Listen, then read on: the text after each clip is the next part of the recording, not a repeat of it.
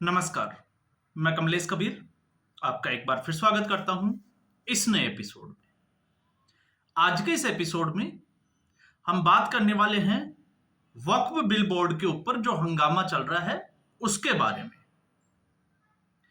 थोड़ा सा मेरा आकलन जो है वो तीखा होता है। हो सकता है आप लोगों को बुरा लगे, लेकिन जब बात वास्तविकता और सच्चाई की आती है तो मुझे लगता है कि फैक्ट्स को तोड़ मरोड़ कर कभी पेश नहीं करना चाहिए। अगर आप फैक्ट्स पे बात करते हैं तो फिर बात जो है वो फैक्ट्स पे ही होनी चाहिए। फिर चाहे आप गलत हो सकते हैं, चाहे मैं गलत हो सकता हूं, कोई पार्टी गलत हो सकती है, कोई धर्म विशेष भी गलत हो सकता है, तो उसमें कतई जो है वो पीछे नहीं हटना चाहिए। इसलिए मैंने ये बात जो है वो पहले ही क्लियर कर दी। अब हम आते हैं सीधा मुद्दे के ऊपर। आज जो पूरा देश देख रहा है, आज की जो घटना है, उसमें एक चीज बड़ी जो रोचक लगी मुझे, वो ये थी कि कम से कम ये लोग सड़क से हटकर जंतर मंतर तो पहुंचे, क्योंकि अब तक ये सारा जो काम है वो सड़क के ऊपर ही किया जाता था। शाहीन बाग पूरे देश ने देखा, लेकिन आज ये लोग जो है वो जंतर मंतर पर पहुंचे थे। एआईएम पीएलबी जो है वो all India Muslim personal law board, उसके नेतृत्व में आज ये सारा जो हंगामा है वो क्रिएट किया गया। असदुद्दीन ओवैसी भी वहां पहुंचे थे। और एक कॉमन बात जो सारे मौलाना जो बोलते हुए नजर आए वो ये थी कि इसकी हमें जो है वो संविधान और आईन इजाजत नहीं देता है। किसकी? वक्फ बिल में संशोधन करने की। अब आप देखिए, और हर मौलाना, एक ये लाइन और दूसरा, हर मौलाना आज रमजान की दुहाई देता हुआ नजर आया कि रमजान के महीने में वो झूठ बोलते ही नहीं है।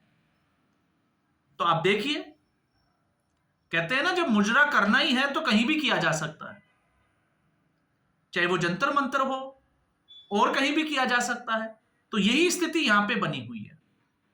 जब ये लोग ये कहते हैं कि संविधान और आईन जो है वो इसकी इजाजत नहीं देता है, तो फैक्ट्स ये कहता है कि अब तक संविधान को लगभग 106 बार से भी ज्यादा बार बदला जा चुका है।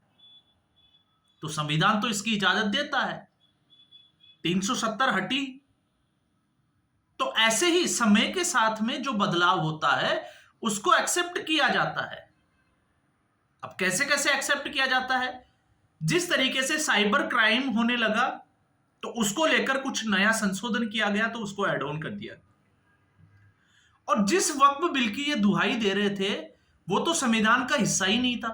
पहली बार 1954 में चर्चा में आया, और उसके बाद में 1995 में, अब आप इसको चाहे मुस्लिम तुष्टीकरण कहिए चाहे अपीचमेंट कहिए, 1995 में इसको बेइंतिया जो है वो पावर दी गई। उस पावर का मिसयूज किया गया। अब आज भले ही ये लोग ये कहते हो कि इसका जो वक्फ की जो प्रॉपर्टी है उसका इस्तेमाल स्कूलों के लिए, यूनिवर्सिटी के लिए, हॉस्पिटल के लिए, गरीबों के लिए, मदरसों के लिए, जितने मर्जी ये बहाने बनाते हो, लेकिन अगर कोई इनसे पूछे कि इस वक्फ प्रॉपर्टी पर बने हुए मदरसों से कितने लोग जो है वो डॉक्टर बन गए, कितने साइंटिस्ट बन गए, तो इनको जो है वो उसकी एबीसीडी भी पता नहीं होगी। तो यहां पर ये सबसे बड़ा झूठ आपने देखा होगा। जब ट्रिपल तलाक को लेकर केंद्र सरकार कानून लेकर आई थी, तब भी ये लोग कहते थे कि उनके ट्रिपल तलाक के जो है साथ में छेड़छाड़ की गई। अब मूर्खों से कोई ये पूछे कि तलाक के साथ किस तरीके से छेड़छाड़ की जाती है, तलाक तो तलाक होता है, उसमें कानून बनाया गया और कानून की जरूरत पड़ी क्योंकि जिस तरीके से महिलाओं के खिलाफ अपराध बढ़े तो उसमें जो है वो जरूरत थी, तो उसको बदलाव किया गया। अब इसमें एक चीज जो मुझे लगता है, एक कहावत आपने देखी होगी कि मजबूरी का नाम जो है वो महात्मा गांधी है। कई बार हम जो है वो आपस में कह भी देते हैं कि मजबूरी का नाम गांधी है। ये सबसे बड़ी मजबूरी है जिसको आज हम लोग झेल रहे हैं। और झेल कैसे रहे हैं? आप देखिए, वक्फ प्रॉपर्टी का जो मसला था, जब मुसलमानों ने अपने लिए एक पाक जमीन का टुकड़ा मांगा, या हम कहें कि अलग एक देश की मांग की, और जब धर्म के आधार पे अलग देश बना ही दिया, तो आप सोच के देखिए जो पाकिस्तान अभी है, उस जगह पे भी तो हिंदू और सिख रहते थे, तो वो भी तो अपनी प्रॉपर्टी छोड़ के आए थे इन लोगों के लिए। तो जब मुसलमानों के लिए अलग देश बना दिया, तो वक्फ तो 1947 में ही खत्म हो गया, फिर अब तक वक्फ क्या कर रहा है? इससे आप समझ सकते हैं मजबूरी का नाम महात्मा गांधी क्यों है। क्योंकि शायद अगर महात्मा गांधी और जवाहरलाल नेहरू नहीं होते, तो आज देश के सामने ये समस्या खड़ी नहीं होती। बाकी आप जो है वो खुद समझदार है, मैं एक जो है वो किस परिदृश्य की बात कर रहा हूं। जिस तरीके से इनके लिए अलग देश बनाया गया और फिर आश्वासन भी दिया गया कि जो लोग भारत में रहना चाहते हैं वो भारत में भी रह सकते हैं, तो जब आपने धर्म के आधार पर बंटवारा कर ही दिया, तो भारत में क्यों रह सकते हैं? डिमांड भी तो इनकी थी। तो आज जो है वो देश उसी को भुगत रहा है। और फिर उसके बाद में अगर हम आगे चलते हैं, तो जिस तरीके से ये वक्फ की प्रॉपर्टी की बात करते हैं कि ये वक्फ की प्रॉपर्टी है, तो चलो हम मान लेते हैं कि ये वक्फ की प्रॉपर्टी है। अब प्रॉपर्टी में विवाद क्या है वो भी देख लीजिए। जैसे आपने देखा होगा तमिलनाडु का एक गांव, पूरा का पूरा गांव, उसमें जो हिंदुओं का बसाया हुआ गांव था, वहां पे मंदिर था। आई थिंक उसका नाम जो है वो है तिरुचंदेई, ऐसा कुछ नाम है उसको। उस गांव के ऊपर 2022 में वक्फ ने क्लेम कर दिया, स्टेट वक्फ बोर्ड ने तमिलनाडु के। तो आपने कर तो दिया, लेकिन आप उसको साबित भी तो आपको करना है। क्या आपके पास इस तरीके के डॉक्यूमेंट्स है, या फिर आपने सिर्फ अंगुली रख दी कि नहीं ये वक्फ की प्रॉपर्टी है? अब विवाद कहां से शुरू होता है? विवाद शुरू होता है कि जो वक्फ बोर्ड अधिनियम जो बनाया गया, उसमें यह पावर दी गई कि कोई वक्फ बोर्ड जो है किसी स्टेट का, वो किसी भी प्रॉपर्टी के ऊपर हक जता सकता है। लेकिन आपके पास जो है वो कोई पावर नहीं है। आपको अगर उसको चैलेंज करना है तो वक्फ ट्रिब्यूनल में कर सकते हो, और पूरे स्टेट का एक ही ट्रिब्यूनल होता है। अब आप उस स्टेट के किसी भी कोने में हो, आपको वहां जाना है और अपनी कानूनी लड़ाई लड़नी है।